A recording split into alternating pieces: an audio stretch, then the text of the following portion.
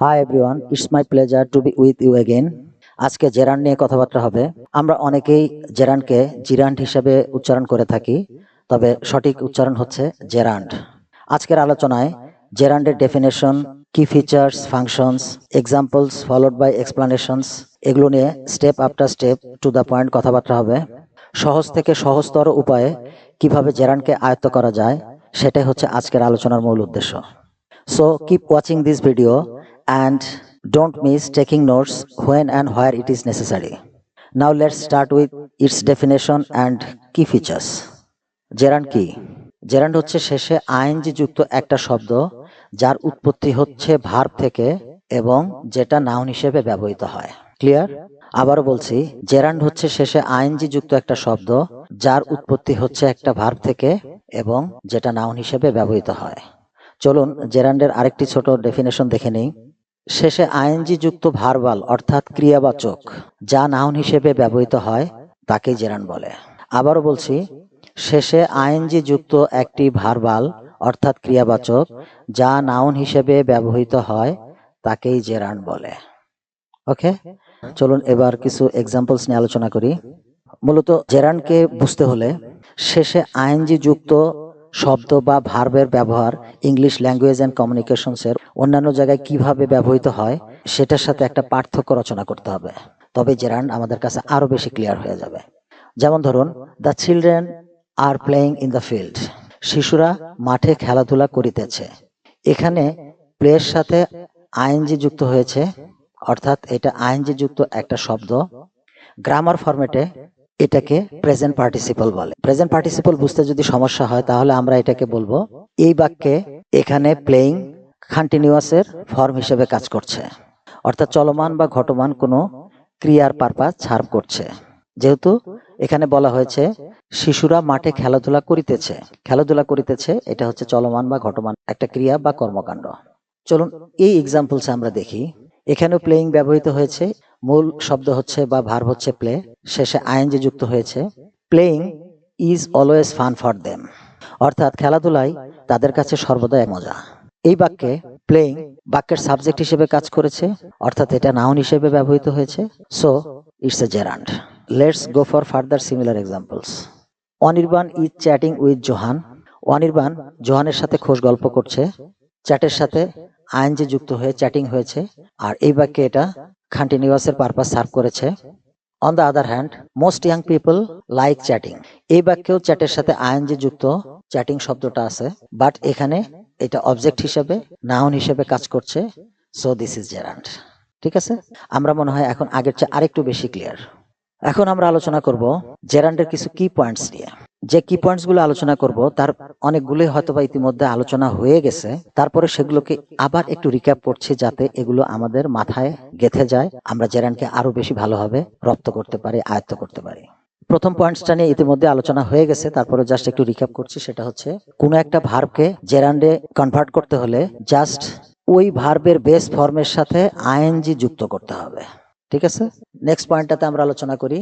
এটা দেখতে একটা ভার্বের মতো, কিন্তু এটা কাজ করে নাউন হিসেবে।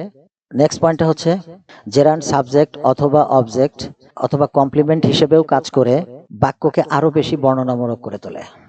জেরান্ড হচ্ছে ভার্ব এবং নাউনের একটা মিশেল। সো জেরান্ড একটি ভার্বাল নাউন হিসেবেও পরিচিত।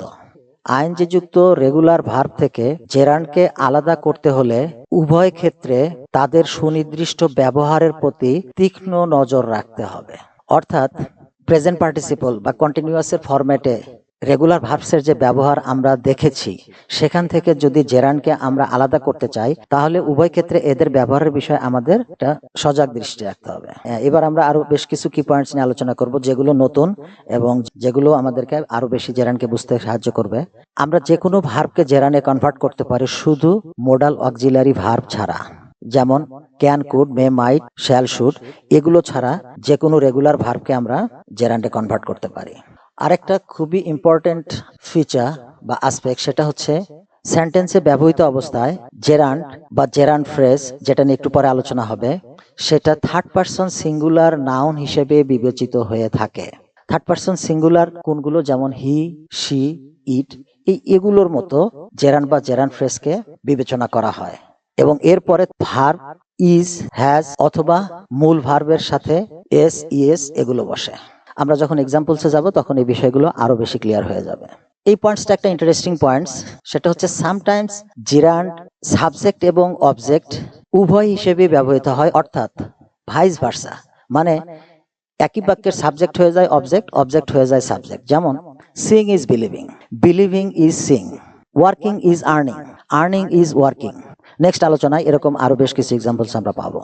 এতক্ষণ আমরা জেরান নিয়ে আলোচনা করলাম, আসলে জাস্ট কয়েকটা স্যাম্পল আমরা এখানে রেখেছি জেরান সম্পর্কে। সেটা হচ্ছে যেমন সিঙ্গিং, মেডিটেটিং, কুকিং, ড্যান্সিং, এগুলো as usual just being, having, একটু ডিফারেন্ট টাইপ এগুলো। পরবর্তীতে এগুলোর ইউজেসও আমরা পেয়ে যাব।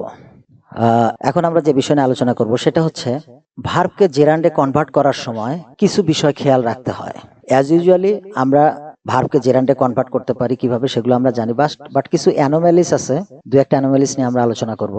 আর গুগল করলে আপনারা ভার্বের লিস্ট পেয়ে যাবেন, কিংবা গ্রামারের যে কোনো বইয়ে সেখানেও কিন্তু এগুলো ডিটেলস দেওয়া আছে। তারপরে জাস্ট একটু আমরা রিক্যাপ করছি। ভার্বের শেষে যদি ই থাকে তাহলে সেই ইটাকে বাদ দিয়ে আইএনজি যুক্ত করতে হবে।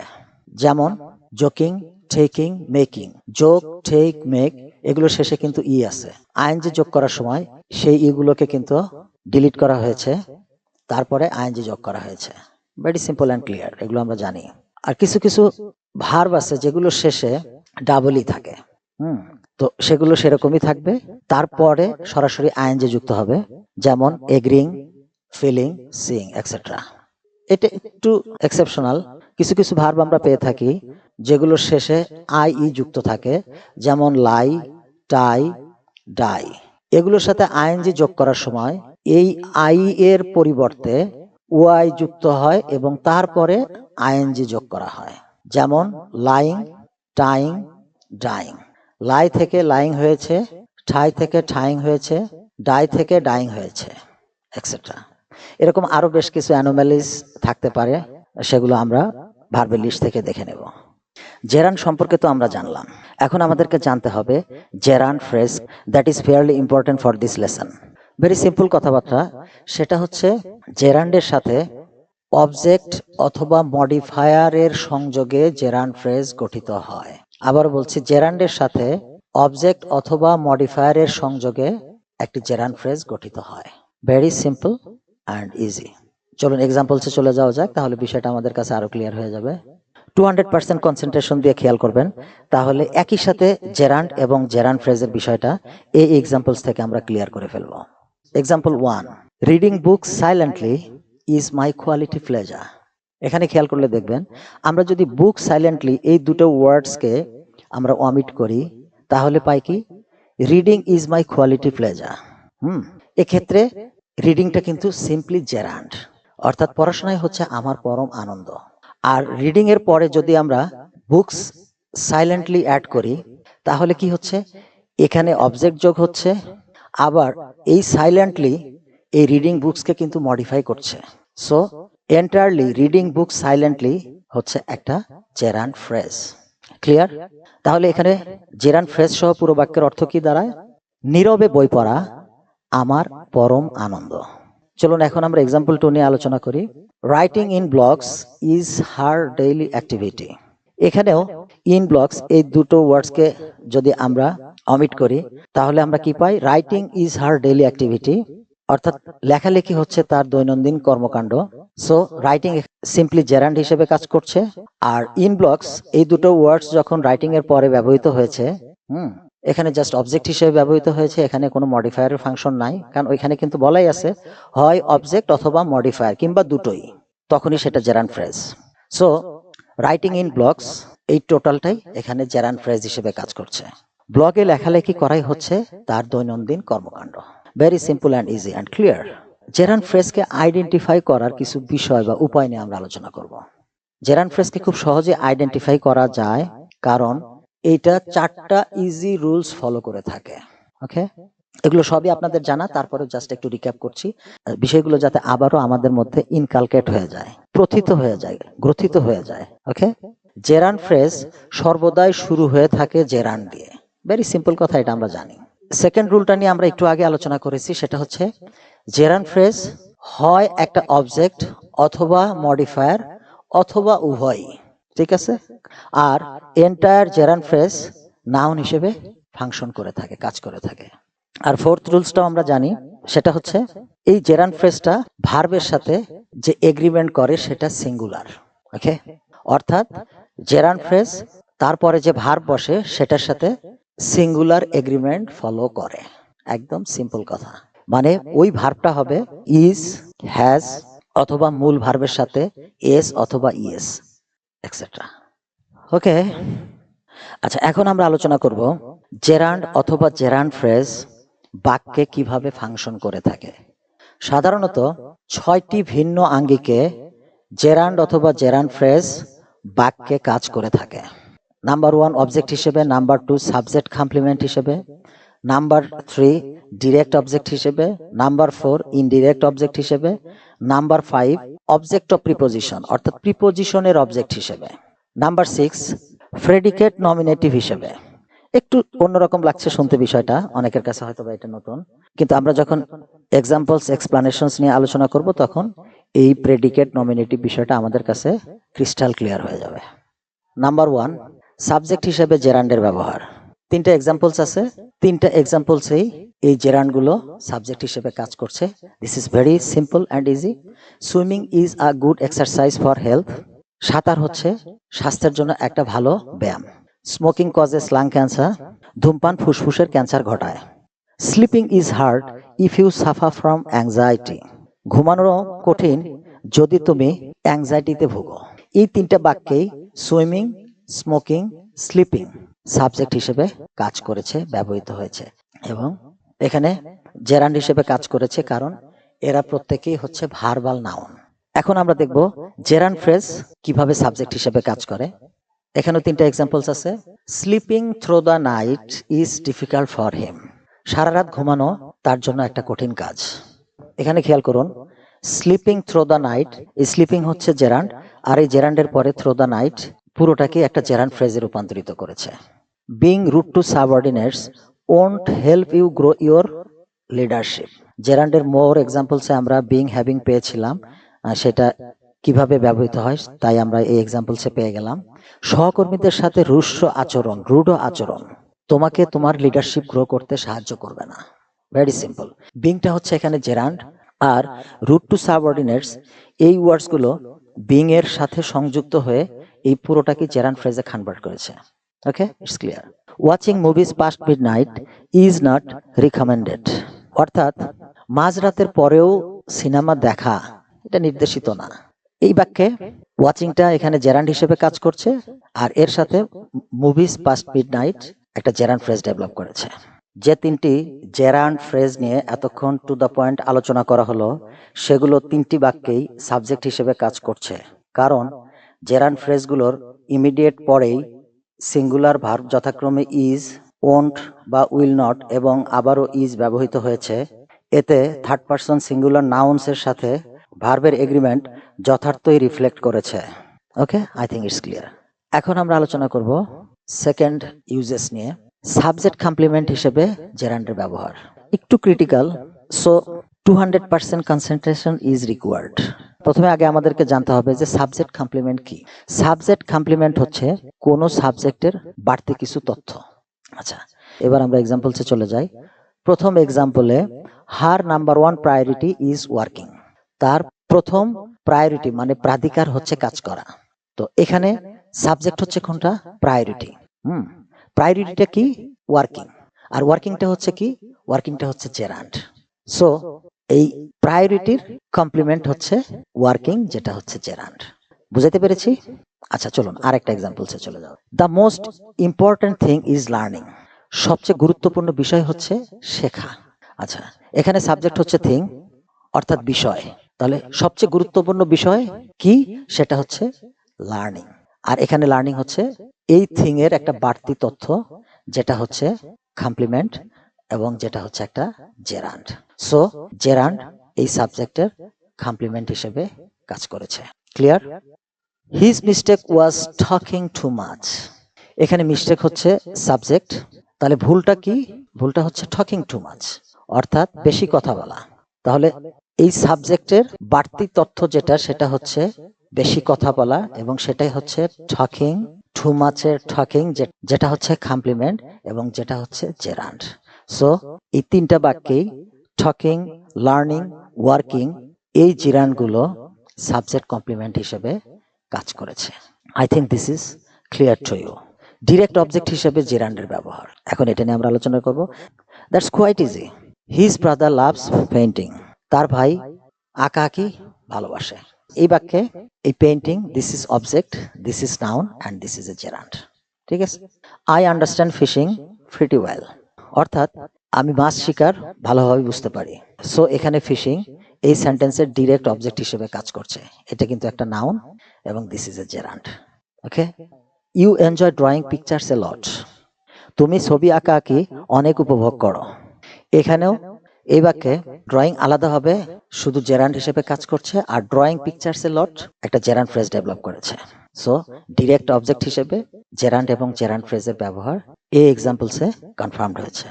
ইনডিরেক্ট অবজেক্ট হিসেবে জেরান্ডের ব্যবহার, এটা নিয়ে এখন আমরা আলোচনা করব। আমাদেরকে প্রথমে বুঝতে হবে ইনডিরেক্ট অবজেক্টটা কি। ডিরেক্ট অবজেক্ট আমরা বুঝলাম, কিন্তু এখন যে বিষয়টা আসছে সেটা হচ্ছে ইনডিরেক্ট অবজেক্ট। চলুন এই এক্সাম্পলস থেকে আমরা ইনডিরেক্ট অবজেক্ট বের করে ফেলবো। Sanam gave the beggar a bread, Sanam ভিক্ষুককে একটা রুটি দিয়েছিল। এই বাক্যে এই যে দ্য বেগার, এটাকে যদি ডিলিট করেন, এটাকে যদি অমিট করেন, তাহলে মূল বাক্যটা দাঁড়ায় Sanam gave a bread, Sanam একটা রুটি দিয়েছিল। কাকে দিয়েছিল? দ্য বেগার। সো দ্য বেগারই হচ্ছে এখানে ইনডিরেক্ট অবজেক্ট। সনম একটা রুটি ভিক্ষুককে দিয়েছিল। সো ইনডিরেক্ট অবজেক্টকে চিহ্নিত করার জন্য, আইডেন্টিফাই করার জন্য, বোঝার জন্য টু হোয়াট এই প্রশ্নের উত্তর আমরা পেয়ে থাকবো। চলুন এক্সাম্পলসে চলে যাওয়া যাক।